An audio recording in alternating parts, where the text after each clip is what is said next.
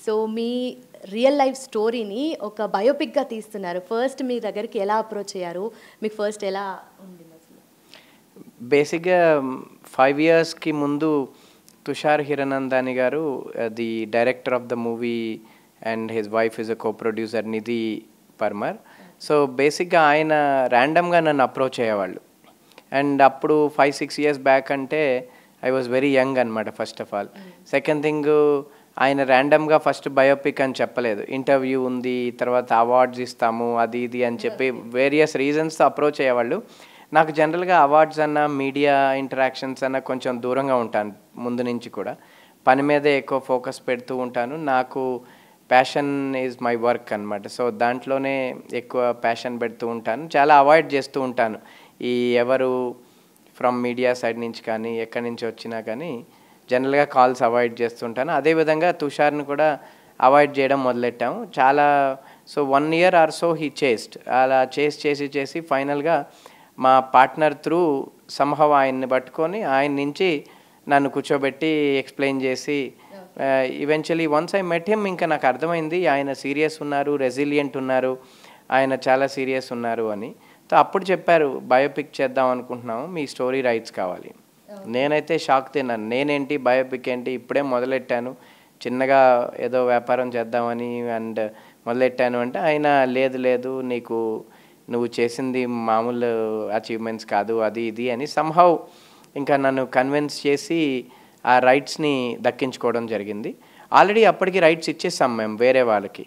So Rakesh Om Prakash Mera and టీమ్కి ఇచ్చేయడం జరిగింది. సో కానీ అప్పుడు అయినా కానీ ఆయన వదిలిపెట్టకుండా లేదు రాకేష్ ఇప్పుడు మూవీస్ చేయట్లేదు, రాకేష్ని అడుగుదాము, అడిగి they will support you back అన్న ఎందుకు ఆయనలో ఒక దృఢ సంకల్పం ఉండింది.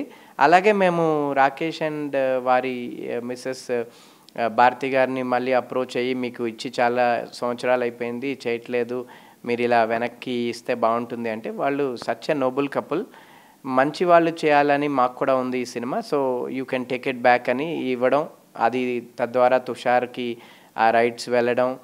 తర్వాత మనం చూస్తూ ఉన్నాం కోవిడ్ అవి వచ్చాయి, కొంచెం లాస్ట్ ఇయరే రిలీజ్ కావాల్సి ఉండింది. సో ఫైనల్గా తుషార్ అండ్ టీ సిరీస్ కలిసి ఒక అద్భుతమైన ప్రాజెక్ట్ని తయారు చేయడం జరిగింది. సో ఇది ఒక మంచి బయోపిక్గా, ఒకప్పుడు మనం మహానటి చూసాం, లైఫ్ అనేది ఎంత అన్సర్టనో అందులో సక్సెస్ ఎలా వస్తుందో ఫెయిల్యూర్ కూడా అలే వస్తుంది అనేది బాగా చూపించడం, చాలా యాక్యురేట్గా పోర్ట్రే చేయడం జరిగింది. అంతే విధంగా అంతకంటే అద్భుతంగా ఈ ప్రాజెక్ట్ని తీర్చిదిద్దారు.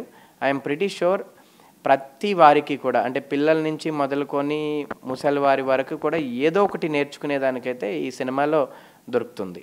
Perfect sir. మీడియాకి మీరు దూరంగా ఉంటానన్నారు, బట్ మాకు ఆపర్చునిటీ ఇచ్చినందుకు thank you so much. But I think T series వారి ద్వారా ఆపర్చునిటీ కూడా దొరికింది. And good to have you here. And నన్ను మీ ఛానల్లో ఇంటర్వ్యూ చేయడము, దట్టు ఒక తెలుగు ఛానల్లో చేయడం నాకు కూడా ఆనందంగా ఉంది. And I belong to coastal Andhra, so డెఫినెట్గా మన Andhra Telugu channel, Andhra come Telangana Telugu channels అంటే నాకు కూడా మంచి అభిప్రాయం ఉంది. Okay sir. సో మీరు ఎకో ఫ్రెండ్లీ ప్రోడక్ట్స్ తయారు చేస్తున్నారు, సో దాని గురించి ఏం చెప్పాలనుకుంటున్నారు? బికాస్ ఇప్పుడున్న ఈ జనరేషన్కి, ఈ సొసైటీకి that is very much required కదా. సో బేసిక్గా అండి నేను నమ్మే సిద్ధాంతం ఏంటంటే డబ్బులు సోషలీ రెస్పాన్సిబుల్ మేనర్లో సంపాదించడమే ముఖ్యం. ఎందుకంటే డబ్బులు అందరూ సంపాదిస్తారు, దాన్ని ఒక విలువలతో కూడుకొని పని చేసి సంపాదించినప్పుడే మనకు ఆనందం దక్కుతుంది. సో నేను బిజినెస్ స్టార్ట్ చేయాలనుకున్నప్పుడు కూడా అదే ఆలోచించాం, సస్టైనబిలిటీని మనం ఎలా ఇది చేయాలి, ఇంటిగ్రేట్ చేసుకోవాలి అనేది చూశాను. నేను యుఎస్లో అంతా ఉన్నప్పుడు sustainability, waste management, environmental protection మీద అక్కడ చాలా ఎక్కువ ధ్యాస పెడతారు కాబట్టి అవంతా నేర్చుకున్నాను. అదే నాలో బలంగా నాటుకొని పోయింది. నేను ఏ పని చేసినా ఎన్వైర్మెంట్ని ప్రొటెక్ట్ చేయాలి, waste out of wealth projects చేయాలి అనే ఒక ఇది ఉండింది. ఆ విధంగానే మేము కంపెనీ స్టార్ట్ చేసినప్పుడు ఈ బీటిల్ నట్ వేస్ట్ పామ్ లీవ్స్తోని టేబుల్ వేర్ ప్రోడక్ట్స్ తయారు చేయడం మొదలెట్టాము.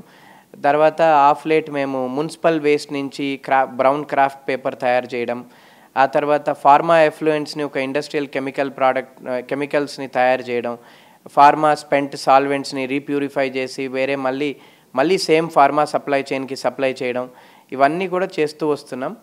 ఇప్పుడు అరేకా పామ్ లీఫ్ ప్రోడక్ట్స్తోని తయారు చేసినటువంటి ట్రేస్ నుంచి plates, cutlery products, table wear products అన్నీ ఇప్పుడు మేము ఇండియాలో అమెజాన్ వంటి ఆన్లైన్ సైట్స్లో అమ్మడమే కాకుండా యూఎస్కి, యూరోప్కి ఎక్స్పోర్ట్స్ కూడా స్టార్ట్ చేసాం. ఎందుకంటే అక్కడ ఇప్పుడు ఈ యొక్క పర్యావరణ ఉత్పత్తుల మీద చాలా అవగాహన పెరిగింది.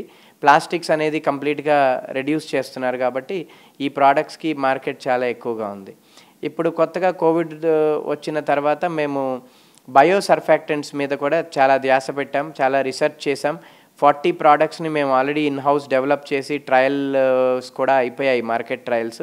ఇప్పుడు ప్లాంట్స్ అనేది పుటప్ చేస్తున్నాము. ఇన్ నెక్స్ట్ 3 to 4 monthsలో ఫుల్ ఫ్లెడ్జ్లో bio surfactants and harmless mild chemicalized సర్ఫాక్టెంట్స్ని తయారు చేసి హోమ్ కేర్కి, పర్సనల్ కేర్ మరియు ఈ కాస్మెటిక్ ప్రోడక్ట్స్ ఇండస్ట్రీకి సప్లై చేయాలి అనేది మా డ్రీము. ఆ రీసెర్చ్ అంతా, ఆ యొక్క ప్లాంట్ సెటప్ అంతా ఇప్పుడు జరుగుతుంది. కాబట్టి మేము ఏది చేసినా క్లైమేట్ వాతావరణాన్ని ముందు పెడతాం. మా 100% వాటర్ని మేము రీసైకిల్ చేస్తాం. బాయిలర్ నుంచి వచ్చే యాష్తోని మినరల్ ప్రోడక్ట్స్ తయారు చేస్తాం, బ్రిక్స్ తయారు చేసుకుంటాం మా ఓన్ ప్రాజెక్ట్స్ కోసం. అలాగే మినరల్ ప్రోడక్ట్స్ చేస్తాం. అండ్ మేము వాడే ప్రతి మెటీరియల్, మిక్స్డ్ ప్లాస్టిక్ని ఫ్యూయల్ కింద రీసైకిల్ చేస్తాం. పార్షల్గా సోలార్ పవర్ని యూస్ చేస్తాం. ఇవన్నీ ఏంటంటే మనము పాడు చేసిన ఎన్వైరన్మెంట్ని మనం బాగు చేసే యొక్క ఆపర్చునిటీ నాకు ఈ జనరేషన్లో దొరకడం చాలా ఆనందంగా ఉంది. I want to continue to build environmentally sustainable projects. ఇంకా ఇప్పుడు ఆంధ్ర అండ్ తెలంగాణ గవర్నమెంట్స్తో కూడా వేస్ట్ మేనేజ్మెంట్ ప్రాజెక్ట్స్ చాలామంది అప్రోచ్ అవుతున్నారు, లెగసీ వేస్ట్ని ప్రాసెస్ చేయమని. అలాగే వాళ్ళ యొక్క vegetable, fruit and other household mixed వేస్ట్ని, దానికి కూడా ప్రపోజల్స్ రెడీ చేసి ఏదో ఒక విధంగా డెఫినెట్గా గవర్నమెంట్కి కూడా సపోర్టివ్గా ఉంటూ అట్ ద సేమ్ టైం ప్రాజెక్ట్ని వైబుల్ చేయాలి అనే యొక్క మెకానిజమ్స్ అవన్నీ ఇప్పుడు తయారు చేస్తూ ఉన్నాం.